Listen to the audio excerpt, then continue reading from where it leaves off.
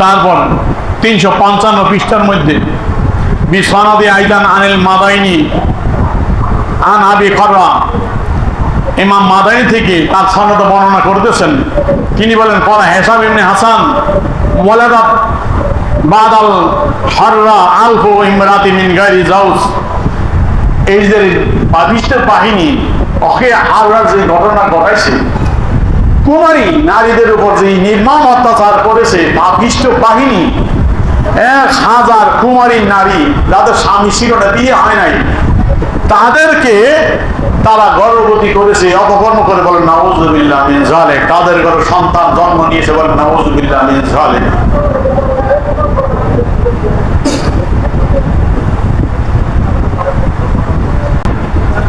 তিনশো 56 পৃষ্ঠার মধ্যে বলা হচ্ছে সাহাবী রাসূল হযরত আবু সাঈদ খুদরী রাদিয়াল্লাহু তাআলা আনহু, যিনি জলিলের মতো সাহাবী ছিলেন, তিনার দাড়ি উপরে ফেলানো হয়ে গেছিল, তিনার দাড়ি নাই থুতনির মধ্যে। রাহু তাবরানি আনাবি হারুন আবদি, ইমাম তাবরানি রাহমাতুল্লাহ আলাইহি তিনার কিতাব বর্ণনা করেন। আবু হারুন আবদি তিনি বর্ণনা করেন ক্বালা রাআইতু আবা সাঈদ ইবনে খুদরী রাদিয়াল্লাহু আনহু মুমাতুল লিহিয়া, আমি আবু সাঈদ খুদরী রাদিয়াল্লাহু দেখলাম তার দাড়ি উপরানো, দাড়ি নাই দেখলাম। তখন আমি বললাম, ও সাহাবী রাসূল, আপনার দাড়ি এমন কেন, কি হয়েছে দাড়ি? দাড়ি কি আপনি ফেলে দিয়েছেন? ক্বালা লা, তিনি বলেন না, রাসূলের দাড়ি যে রাসূল যে হিয়া লেইবি আকাশু সারেফা, তোমরা রোজকে খাটে করো, দাড়িকে লম্বা করো, আমি রাসূলের সাহাবীকে দাড়ি ফালাইতে পারি? শোনো তোমরা, হাযা মা লাকিতু মিন জালামি আহলি শাম, এটা হলো শামবাসী যে নির্মম অত্যাচার করেছে আমার উপর, তার নিদর্শন। এই নির্মম অত্যাচারী বাহিনী আমার ঘরে প্রবেশ করে মদিনায়। দাখালু আলাইয়া জামানা হাররা, হাররার সময় এই পাপিষ্ট বাহিনী আমার ঘরে যখন প্রবেশ করে, ফাখাজু মা কানা ফিল বাইত মিন মাতাইন ও খুরসি, আমার ঘরে আসবাবপত্র মাল সামান যা ছিল তা লুণ্ঠন করে সব নিয়ে যায়। সুম্মা দাখালাত তাইফা উখরা, তারপর আরেক দল আসে আমার ঘরে লুণ্ঠন করার জন্য। ফালাম ইয়াজিদু ফিল বাইতে শাইয়ান, আমার ঘরে নেওয়ার মতো আর কিছুই নেই, আগের দল তো সব কিছু নিয়ে গেছে, কারণ আমার ঘরে নেওয়ার মতো আর কিছুই নাই, আমি ছাড়া আর কিছু নাই। আসিফু আইয়াখরুজু বি গায়রি শাইইন, তখন তারা খালি হাতে যাওয়াকে হারাম মনে করলো, যা ইসলাম খালি হাতে যাবো, কিছুই নিব না, কি নিব? তখন তারা বললো ঈদ জাহুর শাহিদ,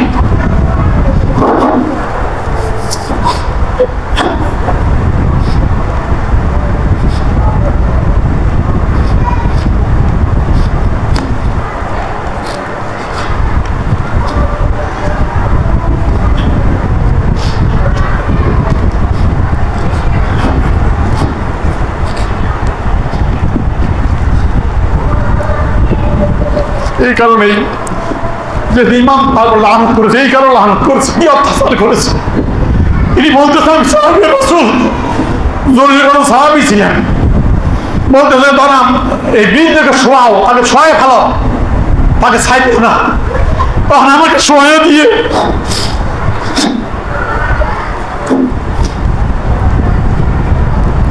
ভাষা আল্লাহ করলো ইয়াকসু মিন লিহিয়াতি খুসলা, তারা সকলেই আমার দাড়ি থেকে এক গুচ্ছ দাড়ি উখড়িয়া ছিঁড়ে আমার গাড়িগুলো শেষ করে দিয়েছি। দাড়িগুলো ছিঁড়ে ছিল, আমার দাড়ি সব ছিঁড়ে নিয়ে গেছে, বলে নাউযুবিল্লাহ। এই যে না দাড়ি নাই, এই অত্যাচারী বাহিনী আমার নির্মম ভাবে অত্যাচার করে আমার দাড়িগুলো ছিঁড়ে, আমার দাড়ি গুচ্ছ ছোট ধরে আমার দাড়িগুলো ছিঁড়ে নিয়ে গেছে, নাউযুবিল্লাহ। এইভাবে অত্যাচার করেছিল।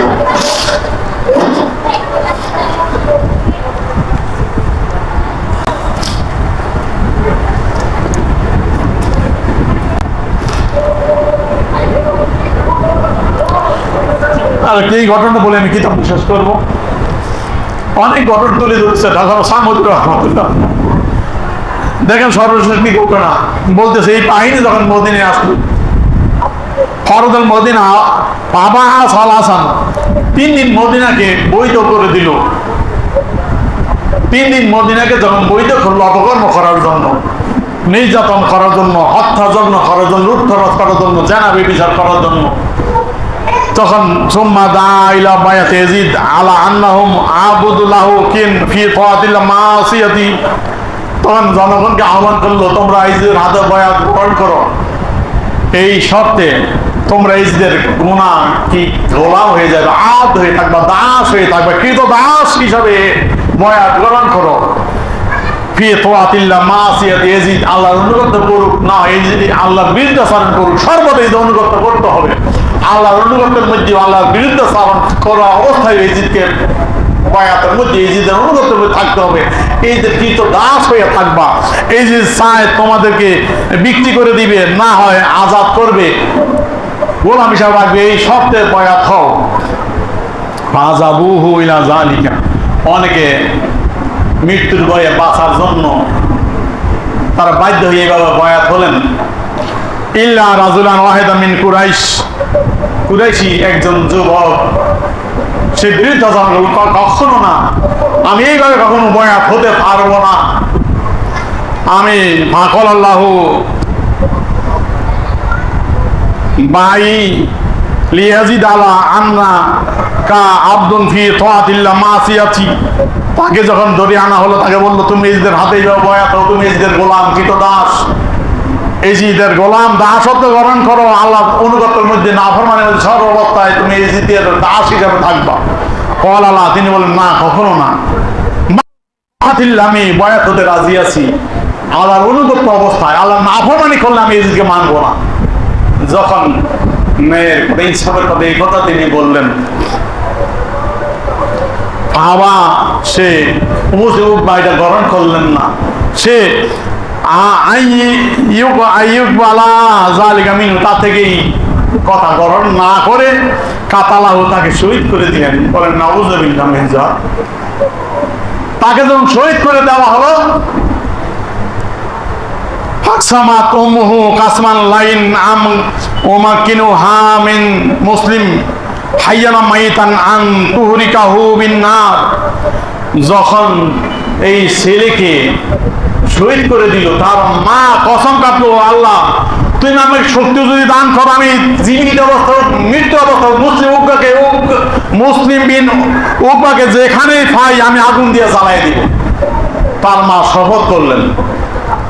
তারপরে এই মুসলিম উকবা মদিনা এই হত্যাযজ্ঞ করে যখন মক্কার উদ্দেশ্যে রওনা দিল, রাস্তায় সে মারা যায়। ইস্তাদাইল্লাতুহু মামাতা, রাস্তায় তার রোগ বাইরে যায়, সে রাস্তায় মারা যায়। মারা যাওয়ার পরে সংবাদ যখন ওই যুবকের মা জানতে পারে, হারাদাত উম্মু কুরাইশ বিআবুদিল্লাহ ইলা কবরি মুসলিম, মুসলিমের উকবা খবরের সন্ধানে কিছু তার দাস গোলাম নিয়ে, তার গোলামদের নিয়ে, লোকজন নিয়ে সে রওনা দেয় মুসলিম উকবার খবর বাইর করার জন্য। অতঃপর অনুসন্ধান করে যখন তার খবর পাওয়া গেল, পামারাত বিহি আইয়ুম বাসা আন ইন্দি রাসিহি ফালামা ওয়াসালু ইলাইহি ইজান বি সুবানিন কাতাওয়ালা উনুকিহি কাবেদান বিআর নাবাতি আন ফিহি ইয়ামুসুহা। কবর যখন খুঁজে বের পাইল, তখন বলল খবর খনন করো। খবর খনন করা হলো তার মাথার নিকট দিয়া, মাথার সাইড দিয়ে খবর যখন খনন করা হলো, খবর খনন করার পর দেখা গেল কবরের ভিতরে বিশাল এক অজগর সাপ তার গলার মধ্যে পেঁচ দিয়ে ধরে, নাকের ডোগার ভিতরে কামড় দিয়ে ধরে আছে। বলেন না নাউযুবিল্লাহ মিন যালিক। তখন তার সঙ্গীরা বলল, কল ইয়া মাওলাতানা ইনসারিফি ফাকাত কাফা কিল্লাহ সাররাহু, ও আমাদের মনিবা চলেন আমরা ফিরে যাই, আপনার ব্যাপার আল্লাহ যথেষ্ট, তার অপকর্মের শাস্তি দিচ্ছে, বিশাল সাপ দিয়ে এইভাবে শাস্তি তার সংবাদ দিল। তখন তিনি বললেন, না না, কখন আমি যে ওয়াদা করছি আল্লাহর নামে কসম কাটছি, এটা আমি পূর্ণ করবোই অবশ্যই। তখন তিনি বললেন, তোমরা তার পায়ের দিক দিয়ে খনন করো। তখন তার পায়ের দিক দিয়ে যখন খনন করায়, যে খবর দেখলো পায়ের দিক দিয়ে ওই অজগর সাপ তার পায়ের মধ্যে লেজ দিয়ে পেঁচ দিয়ে ধরে আছে। যখন এই অবস্থা হলো, তখন মহিলাটি একটু দূরে চলে যায়, যাইয়া সেখানে সাল্লাত রাকাতাইন সুম্মা ক্বালাত আল্লাহুম্মা ইন্নাকা তা'লামু ইন্নামা গাদিরতু আলা মুসলিম বিন উকবা আলাইহিম লাকা। তিনি নির্জনে চলে গেলেন, 2 রাকাত নামাজ পড়লেন, আল্লাহ তুমি জানো আমি মুসলিমের উপর কেন অসন্তুষ্ট হয়েছি? তোমার জন্য হয়েছি। এই পাপিষ্ঠকে আমি আগুনে জ্বালাই দেবো আশা করেছি। আল্লাহ তুমি আমাকে সুযোগ করে দাও। আল্লাহ দরবার দোয়া করলেন। তিনি অথবা হাতে একটা লাঠি নিয়ে আইসা ওই অজগর সাপের উপর একটু আঘাত করলেন। সাপটা তখন ওই মুসলিম উকবাকে ছেড়ে দিয়ে কবর থেকে বের হয়ে যায়। তারপর আদেশ করলেন, আখরিজ মিনাল খাবার, এই পাপিষ্ঠ মুসলিম উকবারে কবর থেকে বের করো। কবরে বের করার পর সুম্মা আহারাকা বিন্নার, তারপর আগুন দিয়ে তাকে জ্বালাইয়া দেওয়া হয়। বলে নাউযুবিল্লাহ মিন জালিম। দুনিয়ার ভিতরে আল্লাহ পাক তার শাস্তির ব্যবস্থা করেছে, ঠিক কিনা জোরে বলেন। এই পাপিষ্ঠ মুসলিম বিন উকবা মদিনা মুনাওয়ারায় শ্রম অবস্থা করেছে। পিয়ারা হাজিরিন, আসাওয়াইকুল মুহরিকা, যেহেতু অনেক ঘটনা তুলে ধরছি। আল্লামা ইবনে হাজার হাইল তামি রহমতুল্লাহ বিশাল আলোচনা করেছেন। এখান থেকে কিছু আলোচনা করে আমি ইতি টানার চেষ্টা করব। তিনি ওই হাদিসগুলো এনেছেন যেটা রাসূল যে ভবিষ্যৎবাণী করেছিলেন। عن عبيدة قال رسول الله صلى الله عليه وسلم لا يزال أمر أمتي قائما بالقسط حتى يكون أول ما يسلمه رجل من بني أمية يقال له يزيد। আল্লাহ ভবিষ্যৎবাণী করে গেছেন, আমার উম্মতের খেলাফতের ওই আদর্শ ন্যায়ের উপর থাকবে, সর্বদা ন্যায়ের উপর থাকবে। ওই ব্যক্তি যে প্রথম বিনষ্ট করবে সে বনি উমাইয়ার, তার নাম এজিদ। বলেন নাউযুবিল্লাহ। আল্লাহ রাসূল আরেক হাদিস আবু যর রাদিয়াল্লাহু থেকে বর্ণিত, রাসূল বলেন, ক্বালা সামিতুন নাবিয়্যা ইয়াকুল আউয়ালু মা ইউবাদিলু সুন্নতি রাজুলুন মিন বনি উমাইয়া ইউকাল লাহু ইয়াজিদ। আবু যর রাদিয়াল্লাহু তাআলা আনহু বলেন, আমি শুনেছি রাসূল পাক ইরশাদ করেছেন যে আমার সুন্নতকে পরিবর্তন করবে বনি উমাইয়ার যেই ব্যক্তি প্রথম, তার নাম এজিদ পাপিষ্ঠ, সেই প্রথম আমার সুন্নতকে পরিবর্তন করবে। বলে নাউযুবিল্লাহ মিন যালিক। এজিদ মদিনা মুনাওয়ারায় যেই হত্যাযজ্ঞ করেছে, ক্বালা যাহাবি, ইমাম যাহাবি বলেন, লাম্মা ফাআলা ইয়াজিদ বিআহলি মদিনা মা ফাআলা।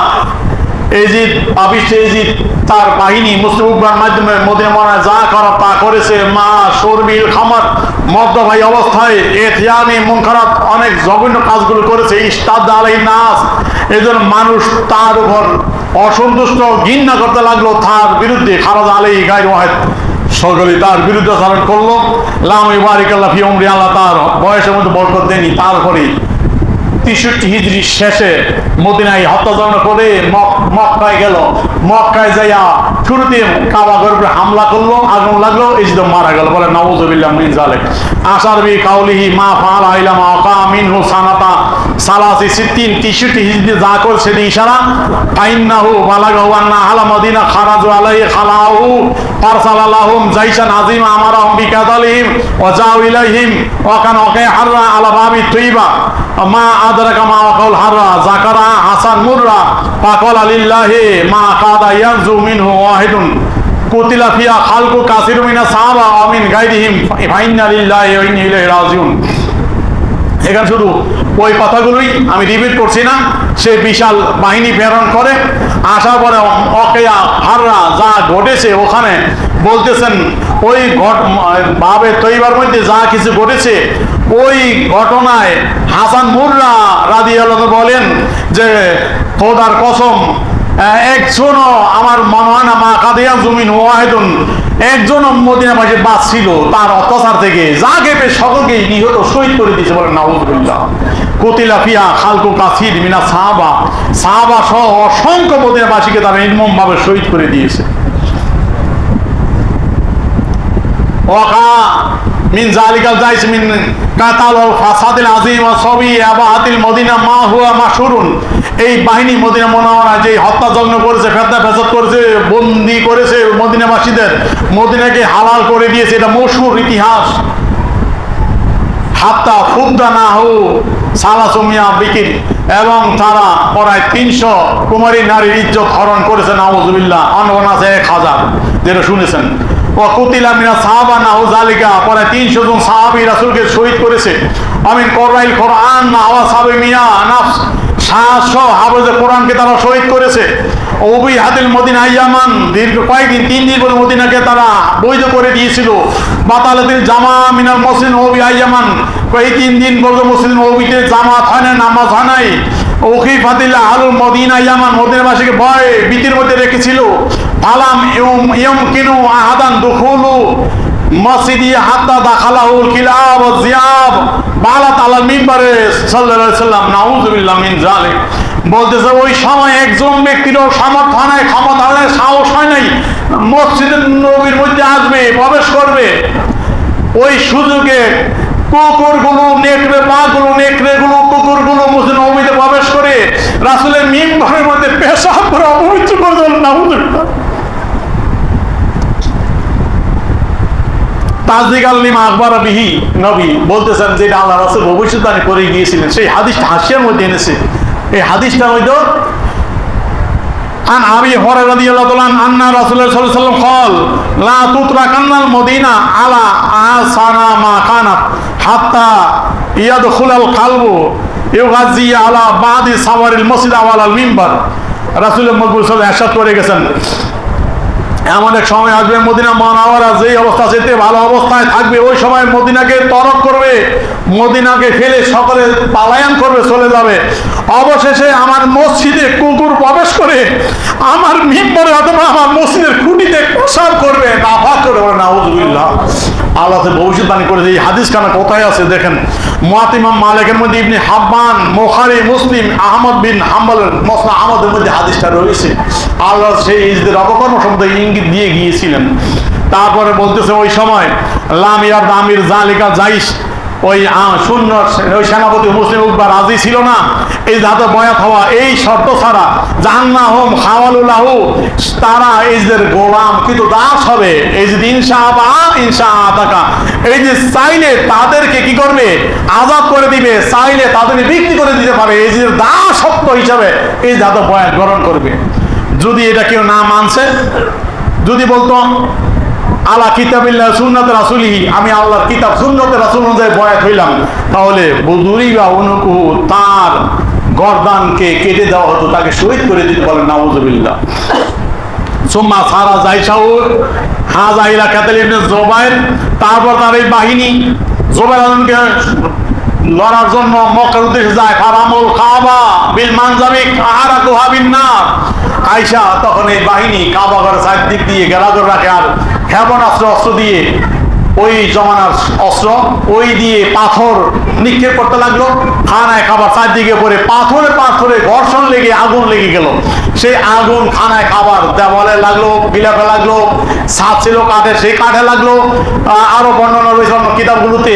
ওই সময় ছাদের উপর হযরত ইসমাইল আলাইহিস সালামকে কুরবানি পরিবর্তে ইব্রাহিম আলাইহিস সালাম যেই দুম্বা জবাই করছে, তার শিং ছিল এত বছর, এত হাজার বছর ওই খানায় কাবার উপরে, সেই শিং ওই পাপিষ্ঠ দলের আগুনের কারণে শিংটা পর্যন্ত পুড়ে যায়, বলে নাউযুবিল্লাহ। যখন এই অবস্থা করে ওই সময় ইজদের গায়ে জ্বালা ধরে যায়, ইজদের এমন জ্বালা যন্ত্রণা শুরু হয়, আর ইজিদ টিকে না। ওই সময় ইজিদ মারা যায়। এই মৃত্যুর সংবাদ যখন শুনতে পায়, তখন সৈন্যবাহিনী সেখান থেকে লেজ গুড়ে পালায়, বলেন সুবহানাল্লাহ, আলহামদুলিল্লাহ। আল্লাহ এইভাবে মক্কাকে হেফাজত করে, বলেন আলহামদুলিল্লাহ। প্রিয় হাজিরিন, এই দীর্ঘ আলোচনার মাধ্যমে আপনারা শুনেছেন ইজিদের অপকর্মগুলো, এই জন্য এই অবস্থা ছিল। এই বেদর নেহাত বিস্তারিত আছে, আমি তুললাম না, শুধুমাত্র আমি একটু দেখায় শেষ করব। যারা আমাদের দেশে এখন এই রবিউল আউয়াল চলে আসছে, এখন যন্ত্রণা গায়ে অস্থির, তারা ইনশাল্লাহ এই বিশেষ আগামী জুমা থেকে আগুন নিবানোর জন্য পানি দেওয়া দরকার আছে কিনা? ইনশাল্লাহ পানি আগামী জুমা থেকে দেওয়ার চেষ্টা করব। ব্রাহ্মণবাড়িয়া মামলা করেছো, আবেদন করেছো যাতে জুলুস করতে না পারে। দেশ তোমাদের বাপের মুলুক, ইনশাল্লাহ আগামী জুমা থেকে জবাব দিব। এই তাদের গোষ্ঠী যারা এজিদকে বলছিল হযরত এজিদ এক ওয়াক্ত নামাজ কাজা হয় নাই, তাকবীর উড়ে দিয়ে নামাজ পড়ছো, বিশ্বাস তোমাদের গুরুর থেকে তোমরা শিক্ষা পাইছো এই ফতোয়া রশিদিয়া, জঘন্যতম কিতাব, যে কিতাবের মধ্যে মিলাদ কে মুরুজ ফাতিহা ওগেরা জালিককে হারাম না যায় বিভিন্ন হয় ফতোয়া দিয়ে কলঙ্কিত করেছে। এই ফতোয়া রশিদিয়ার মধ্যে লিখতেছে ইমাম হোসেন রাদিয়াল্লাহু জিক্রে মুহররম মে জিক্রে হুসাইন জিক্রে শাহাদা হোসেন আলাইহিস সালাম কোন আগার চে বি রিওয়ায়াত সহিহ साबिल लगाना शरबत पिलाना चांदा साबिल शरबत में दीना दूधा पिलाना सब ना दुरुस्त তা সব রাওয়াফেজ के वजह से हराम है বলে নাউজুবিল্লাহ। তার নিকট রশিদ আহমদ গাঙ্গুহি বানিয়ে তাদের দেওবন্দ, যে দেওবন্দ মাদ্রাসা প্রতিষ্ঠাতা অন্যতম সদস্য ছিল, তার কাছে প্রশ্ন করা হলো, এই রশিদ আহমদ গাঙ্গুহি মহরম মাসে হোসেন শাহাদাতের আলোচনা মাহফিল যদি করে, এই উপলক্ষে যদি দুধ এই নেওয়াজ ইত্যাদি শরবত জনগণকে খাওয়া এটা জায়েজ কিনা? না জায়েজ, না জায়েজ বলেন নাউজুবিল্লাহ। এটা রাফিজের সাদৃশ্য থাকে না, এটা হারাম বলেন নাউজুবিল্লাহ। তারপরে শোক গাথা ইমাম হোসেন মরসি আছে, কিছু শোক গাথা আছে, শের আছে, মন্ত্রী যেগুলো পড়া হয়, যে বলতেছে ওই সমস্ত শোক গাথা যেগুলো আছে ওইগুলো যদি কারো কাছে থাকে, এগুলো দূর করতে চায়, তো সে কি করবে? এটা কি ওই দূর করতে চাইলে তিনি কি জ্বালা দেনা মোনাসাবা ইয়া ফুর, সে কি জ্বালায় দিবে না বিক্রি করে দিবে? সে জবাব দেয়, জবাব উनको জ্বালা দেনা ইয়া জমিন মে দাফন করা জরুরি হয়। ইমাম হোসেন শোক গাথা যেগুলো আছে এইগুলো জমিনের নিচে দাফন করা অথবা আগুনে জ্বালায় দেওয়া, এইটা হলো কি উनको জ্বালা দেনা জমিনে দাফন করা জরুরি। আগুন দিয়ে জ্বালায় দেওয়া না, জমিন দাফন করা জরুরি বলেন নাউজুবিল্লাহ। প্রিয় হাজিরিন, তার শোক গাথা গাইছে আমার এই কিতাবের ভিতরে রয়েছে, বিস্তারিত সময় বলতে পারলাম না, এই কিতাবে বিস্তারিত দিয়েছি তার শোক গাথা, তার মুরিদে তার সামনে শোক গাথা লিখছে, এইটা আছে কি জঘন্য আমার এই কিতাবে রয়েছে, সবার জন্য দেখতে দিতে বলতে পারলাম না। এই কিতাবের ভিতরে আমি এই কিতাবটা লিখেছি কত সন থেকে শুরু করেছি, 2005 থেকে, এখন কত বছর? 26, কত বছর হইল? 21 বছর ধরে আছে। যদি বাপের পেটা হও, অস্বীকার করো, তোমাদের কিতাবে কথা নাই। বাপের পেটা আসেনি, অস্বীকার করতে পারো? পারা সম্ভব না, কিতাবের দ্বিতীয় আছে। যারা ইমাম হোসেন শাহাদাত আলোচনা তাদের নিকট নিষিদ্ধ করা যাবে না, এই দীর্ঘ আলোচনা করলে এটা তাদের গায়ে জ্বালা ধরে, মিলাদুন নবী জ্বালা ধরে, তো কিটা শান্তি পাবো আমরা? আল্লাহ এদের থেকে আমাদের ঈমান আকীদা হেফাজত করে সকলে বলি আমিন। আমান। আসসালামু আলাইকুম ওয়া রাহমাতুল্লাহি ওয়া বারাকাতুহু।